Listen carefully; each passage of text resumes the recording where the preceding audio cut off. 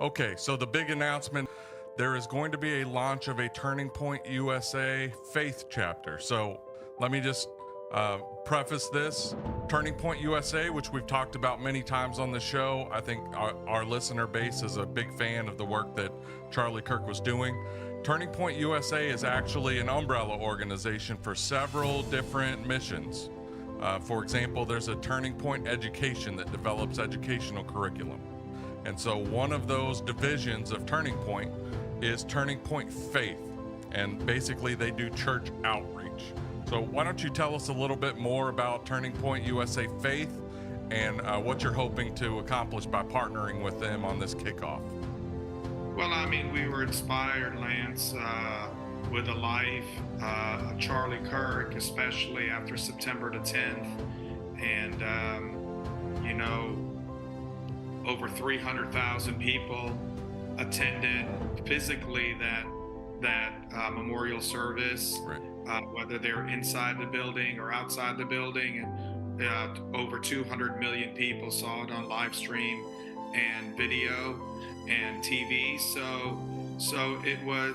I was one of them, and I was really inspired by his life and wanting to go out there and live out your values. So we wanted to open up our church to people that have been touched by Charlie and Turning Point, and have a place for them to fellowship and gather socially.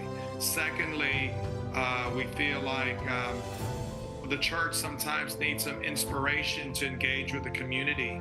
And there's a lot of needs in our community. There's a lot of churches that should be able to do more in their community and show their biblical values in their community. And that's what we have, from the public square to the pews, and from the pews to the public square. And so there's a lot of churches that are hesitant, it seems, to engage on cultural issues for fear that they'll be seen as, quote unquote, too political.